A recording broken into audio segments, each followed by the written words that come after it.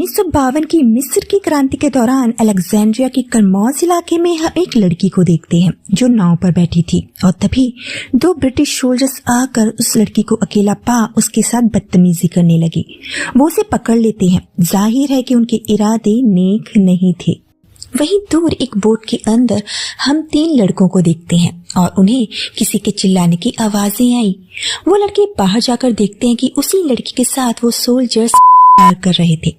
उस लड़की की हालत काफी खराब थी। उसके साथ काफी मारपीट की गई थी।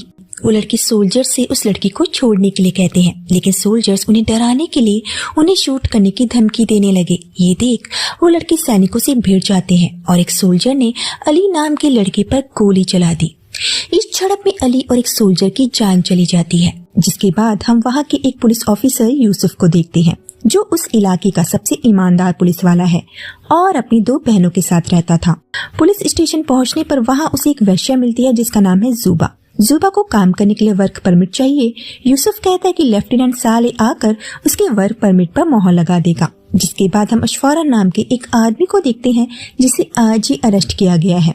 वो बताता है कि वो चोर नहीं है बल्कि वो अपनी गर्लफ्रेंड को फूल देने के लिए उसके घर में पाइप के रास्ते चढ़ा था और लोग उसे चोर समझ बैठे। वहीं पर इज्जात नाम का एक और कैदी है जिसे फांसी की सजा हुई है। इज्जात एक पूर्व सैन्य अधिकारी है जिसने ब्रिटिश सेना के आदेशों को मानने से मना कर दिया था। वो एक देशभक्त है। आगे हम उसी लड़की को पुलिस स्टेशन में देखते हैं जिसका हुआ था। वो पुल से कूद कर सुसाइड करने जा रही थी। इस वजह से उसे अरेस्ट किया गया है। उस लड़की को डर है कि अगर उसके साथ हुई की बात उसके पिता को पता चली तो वो उसे जान से मार देंगे। जिसके बाद हमें ब्रिटिश कैंप का सीन दिखाया गया जहां एक ऑफिसर फोन पर किसी को बताता है कि उनके 2 ब्रिटिश ऑफिसर्स लापता हैं जिनका नाम मार्क और स्टीवन है और ये वही 2 ऑफिसर्स थे जो रात रंगीन करने के चक्कर में एक लड़की के साथ गलत कर बैठे। सीन वापस से उस बोट पर शिफ्ट होता है और हम उन दोनों आदमियों को अली और सैमुअल की लाश के पास बैठे हुए देखते हैं। उन्होंने मार्क को बंदी बनाया हुआ था। वो जानते हैं कि ब्रिटिश सेना उन्हें नहीं छोड़ेगी। तभी वहां यूसुफ आ जाता है और उन तीनों को गिरफ्तार कर लिया गया। स्टीवन की लाश को ब्रिटिश सेना के हवाले कर दिया जाता है। उसकी वाइफ को उसकी मौत का बहुत दुख है और वो गवर्नर एडम से पूछती है कि वो सब यहाँ क्यों है, वो और कितनी मौतें देखना चाहता है। ये सुन एडम को गुस्सा आ गया। जिसके बाद वहां रियाद नाम का एक आदमी आता है और एडम उस आदमी से अपने ऑफिसर मार्क और दोनों आदमियों को उसके पास लाने के लिए कहता है जिन्होंने स्टीवन को मारा था। हमें पता चला कि मार्क एडम का भतीजा है, लेकिन इस बात से यूसुफ को कोई फर्क नहीं पड़ता। मार्क को जेल में डाल दिया गया। रियाद यूसुफ के पास गवर्नर एडम का मैसेज लेकर आया। वो ये कि मार्क को रिहा करके ब्रिटिश सोल्जर्स की हत्या करने वाले दोनों मिस्र वासियों को ब्रिटिश अधिकारियों के हवाले कर दिया जाए ताकि वो उन पर मुकदमा चला सके। वहीं ब्रिटिश सेना की जेल में बंद हम एक सन के ब्रिटिश सोल्जर को देखते हैं जिसे पता है कि स्टीवन मर चुका है और मार्क जेल में बंद है। वो एडम से उसे जेल से बाहर निकालने के लिए कहता है ताकि वो मार्क को उनके पास वापस ला सके। एडम अपने सोल्जर से उसे भरपेट खाना खिलाने के लिए कहता है। शायद वो उसका इस्तेमाल अपने फायदे के लिए बाद में करेगा। वहीं यूसुफ रियाद से कहता है कि जनरल मार्क को ट्रायल के बाद ले जा सकता है, लेकिन रियाद कहता है कि वो मार्क को अभी अपने साथ ले जाएगा। यूसुफ कहता है कि वो मार्क को केवल जनरल एडम को ही सौंपेगा, वो भी एक लाश के रूप में। ये सुन वहां खड़ा एक ब्रिटिश अधिकारी यूसुफ पर हमला कर देता है। एक पुलिस ऑफिसर पर हमला करने के जुर्म में उस ब्रिटिश अधिकारी को भी अरेस्ट कर लिया गया। यूसुफ रियाद से कहता है कि अगर एडम यहाँ आया तो वो उसे भी जेल में डाल देगा। ये सुन रियाद वहां से चला गया। जिसके बाद हम देखते हैं कि एडम अपनी सेना को तैयार कर रहा है। वो पुलिस स्टेशन की तरफ बढ़ रहे हैं। लेफ्टिनेंट साले उन्हें आते हुए देख लेता है और यूसुफ को बताता है कि ब्रिटिश सेना उनकी तरफ आ रही है। यूसुफ अपने सभी पुलिस ऑफिसर्स को तैयार रहने के लिए कहता है और बताता है कि युद्ध होने वाला है। सभी पुलिस वाले हथियार से लैस कर दिए गए। ब्रिटिश सेना पुलिस स्टेशन पहुंच चुकी थी। आसपास का सारा इलाका खाली करवा दिया जाता है। पुलिस स्टेशन के मेन दरवाजे को भी भारी भरकम चीजों से सिक्योर कर दिया गया ताकि कोई भी ब्रिटिश अधिकारी अंदर ना आ पाए। जिसके बाद एक आदमी जनरल एडम का आदेश पढ़कर सुनाता है कि यूसुफ को ब्रिटिश सेना के दोनों ऑफिसर्स और उन दोनों आदमियों इब्राहिम और साद को उनके हवाले करना है जिन्होंने उनके ऑफिसर स्टीवन की हत्या की है, वो भी सूरज ढलने से पहले। और अगर यूसुफ ने ऐसा करने से मना किया तो युद्ध का सारा जुर्माना यूसुफ के ऊपर डाला जाएगा। मतलब यूसुफ को इस युद्ध के लिए जिम्मेदार ठहराया जाएगा। और जो कोई भी यूसुफ का साथ देगा उन्हें मौत की सजा मिलेगी। अब उस लड़की को लग रहा था कि ये सब उसी की वजह से हुआ है, मतलब ये युद्ध जो होने वाला है सब उसकी गलती है। वहीं एडम ने यूसुफ का सारा बायोडाटा निकाल लिया है और उसे पता चला कि यूसुफ को डराना आसान नहीं है, इसीलिए उसके किसी कमजोर नस पर वार करना होगा। इसीलिए वो सबसे पहले पुलिस स्टेशन की वाटर सप्लाई की लाइन को काटने का ऑर्डर देता है। अगर पानी नहीं होगा तो वो इस झुलसती गर्मी में ज्यादा देर तक नहीं टिक पाएंगे। वहीं यूसुफ जेल में बंद सभी कैदियों को बेसमेंट के रास्ते निकालने के लिए कहता है ताकि उनके साथ वो भी ना मारे जाएं। वहीं सोल्जर्स ने पानी की पाइपलाइन भी काट दी है, जिसके बाद जेल से सभी कैदियों को बेसमेंट के रास्ते बाहर निकाला गया, केवल इब्राहिम और साद को छोड़कर। यूसुफ उस लड़की को भी घर जाने के लिए कहता है, लेकिन लेफ्टिनेंट साले ने यूसुफ से कहा कि अगर ये लड़की बाहर गई तो सबसे पहले एडम इसे ही मारेगा, क्योंकि वो एक लौता सबूत थी इस सारे कांड का। कैदियों के जाने के बाद यूसुफ पुलिस वालों से कहता है कि अगर उनमें से कोई भी यहाँ से जाना चाहता है तो जा सकता है, वो उसके लिए अपनी जान जोखिम में ना डाले। लेकिन कोई भी यूसुफ को अकेला छोड़ जाने के लिए तैयार नहीं होता। बाहर एडम भी सेना को तैयार रहने के लिए कहता है। उधर बेसमेंट से सभी कैदी बाहर आ गए, लेकिन एडम को उनमें अपने ऑफिसर्स नजर नहीं आते, इसीलिए वो उन कैदियों को बाहर लाने वाले कांस्टेबल को पकड़ लेता है और उसे काफी टॉर्चर करता है। और बाद में जब कुछ ब्रिटिश ऑफिसर्स बेसमेंट के रास्ते अंदर आने की कोशिश कर रहे थे, उन्हें ब्लास्ट करके उड़ा दिया गया और बेसमेंट का रास्ता उस ब्लास्ट की वजह से बंद हो गया। अब जनरल यूसुफ को फोन करता है और इनडायरेक्टली धमकी देता है कि वो अपनी इस बेवकूफी की वजह से शायद अपनों को नहीं खोना चाहेगा, खासकर अगर उसके घर में 2 बहनें मौजूद हों। अब ये सुन यूसुफ थोड़ा घबरा गया कि एडम कहीं उसकी बहनों के साथ कुछ गलत न कर दे। और तभी एक कैदी अस्फोरा जो उनकी मदद के लिए वहां रुक गया था, वो कहता है कि यूसुफ की बहनों को वो सुरक्षित जगह पर ले जाएगा। यूसुफ बताता है कि एडम के पास गाड़ियां हैं और वो उनसे पहले उसके घर तक नहीं पहुंच पाएगा। अस्फोरा बताता है कि उसके घर की संकरी गलियों में गाड़ियां नहीं जा सकती, लेकिन वो छत के रास्ते उन ब्रिटिश सोल्जर से पहले उसके घर तक पहुंच सकता है। ये सुन यूसुफ उसे अपनी बहनों से ये कहने के लिए बोलता है कि वो अपनी माँ जैसी हैं, ताकि उसकी बहनें समझ सके कि अस्फोरा को यूसुफ ने भेजा है। जिसके बाद अस्फोरा छतों से होता हुआ यूसुफ के घर जाते हुए दिखाई देता है। वहीं एडम भी अपने ऑफिसर से यूसुफ की बहनों को लाने का ऑर्डर देता है, लेकिन जैसे ही उसके ऑफिसर्स यूसुफ के घर पहुंचे, उन्हें वहां कोई नहीं मिलता। वहीं यूसुफ ने जुबा से उन ब्रिटिशों का ध्यान भटकाने के लिए कहा था, इसलिए वो खिड़की पर खड़ी होकर नाच रही थी। तब तक अस्फोरा भी वापस आ गया था और बताता है कि उसने यूसुफ की बहनों को सही सलामत अपने किसी रिश्तेदार के यहाँ छोड़ दिया है।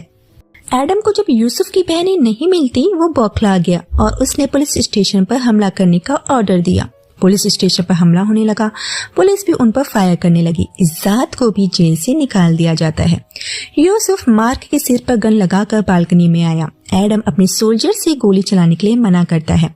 इज्जात भी अब यूसुफ का साथ देने के लिए सामने आ गया था। इसी बीच एक सोल्जर ने लेफ्टिनेंट साले को गोली मार दी और साले की मौत हो जाती है। वहीं कई ब्रिटिश सोल्जर्स भी मारे गए थे और जो बच गए हैं वो अपनों को याद करके रो रहे थे।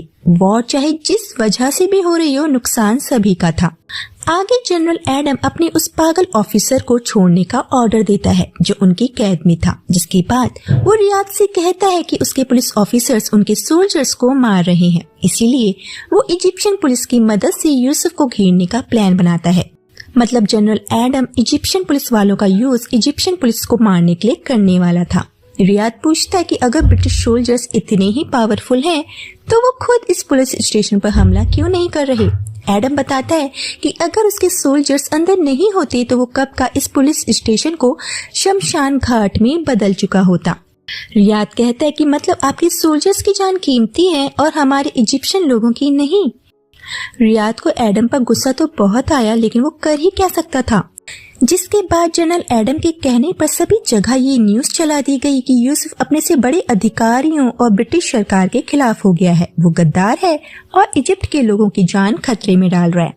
इसीलिए यूसुफ से उसके सारे अधिकार छीन लिए जाएं और जो कोई भी यूसुफ का साथ देगा उसे भी अपराधी मानकर सजा दी जाएगी। लेकिन इजिप्ट की जनता जानती है कि यूसुफ एक देशभक्त है और अपने देश से कभी भी गद्दारी नहीं कर सकता। जनरल एडम बस उसे तोड़ने के लिए फूट डालो और राजनीति करो वाले जुमले पर चल रहा था। उधर उस सन की ऑफिसर को भी जेल से निकाल दिया गया है।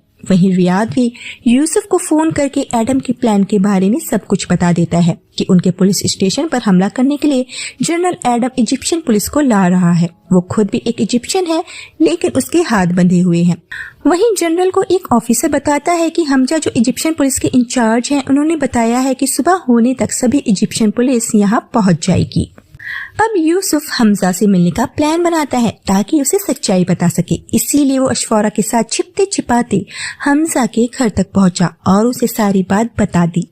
हमजा बताता है कि वो पहले से ही जनरल एडम को ये कहकर टाल रहा है कि उसे ज्यादा आदमी चाहिए, उसके पास गाड़ियों की कमी है, लेकिन वो ये सब ज्यादा देर तक नहीं कर सकता। जिसके बाद यूसुफ और अशफारा वापस पुलिस स्टेशन जाने लगे, लेकिन तभी अशफारा को ब्रिटिश सोल्जर्स दिखते हैं। यूसुफ को बचाने के लिए वो उन ब्रिटिश सोल्जर्स के सामने आ गया। यूसुफ ने उन दोनों सोल्जर्स को चाकू से मार डाला और जब यूसुफ पाइप के रास्ते पुलिस स्टेशन जाने की कोशिश कर रहा था, एक और ब्रिटिश सोल्जर वहां आ गया जिसे अशफारा शूट कर देता है। अशफारा खून देखकर वहीं फ्रीज हो गया। यूसुफ देखता है कि उसे ब्रिटिश सोल्जर्स ने अरेस्ट कर लिया है। अब अगले दिन अशफारा को फांसी देने वाले थे, लेकिन उससे पहले एडम यूसुफ को एक मैसेज देता है कि अगर वो अशफारा को बचाना चाहता है तो बाहर आकर खुद को सरेंडर कर दे और उसे फांसी दी जाएगी। अब अशफारा को बचाने के लिए यूसुफ बाहर आ जाता है और फांसी के लिए तैयार हो गया और जैसे ही उसे फांसी पर लटकाया गया, इज्जात गोली चलाकर रस्सी को काट देता है। तब तक इजिप्शियन पुलिस भी वहां आ चुकी थी, लेकिन ब्रिटिश सोल्जर्स का साथ देने के लिए नहीं, बल्कि यूसुफ का साथ देने के लिए इजिप्शियन पुलिस ब्रिटिश सोल्जर्स को शूट करने लगी। हमजा अपने लोगों के साथ खड़ा है। वॉर छिड़ चुकी थी। वोसन की ऑफिसर भी वहां पहुंच चुका था और ब्रिटिश सरकार की तरफ से लड़ रहा है। वो कई इजिप्शियन पुलिस वालों को मार डालता है और फिर उसके और यूसुफ के बीच लड़ाई होने लगी। सन की ऑफिसर यूसुफ पर भारी पड़ता है और उसे गालियां देने लगा। यूसुफ को उसे हाथों हाथ लेते देने ही लगी और उसने उस ऑफिसर के गले में विस्फोटक बैग डालकर उसे आग के हवाले कर दिया। यूसुफ मार्क इब्राहिम और साद को लेकर जीप से निकल गया। इज्जात भी उसकी मदद के लिए पीछे पीछे आया और जब ब्रिटिश सैनिक यूसुफ का पीछा कर रहे थे, इज्जात ने उनकी जीप को टक्कर मार दी और एक विस्फोट के साथ ब्रिटिश सोल्जर्स और इज्जात मारे गए। अंत में हमें बताया जाता है कि यूसुफ को इस कत्ले आम के लिए दोषी ठहराकर फांसी की सजा सुनाई गई है। यूसुफ भी खुद को दोषी मानता है, लेकिन अंत में मिलिट्री कमांडर यूसुफ से कहता है कि वो दोषी नहीं है।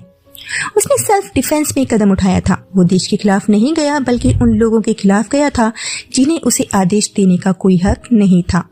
वो यूसुफ को उसका डेथ सर्टिफिकेट देता है और कहता है कि वो इसे अपनी बहनों को दे दे और आज से वो यूसुफ नहीं बल्कि कमाल अरफाई है।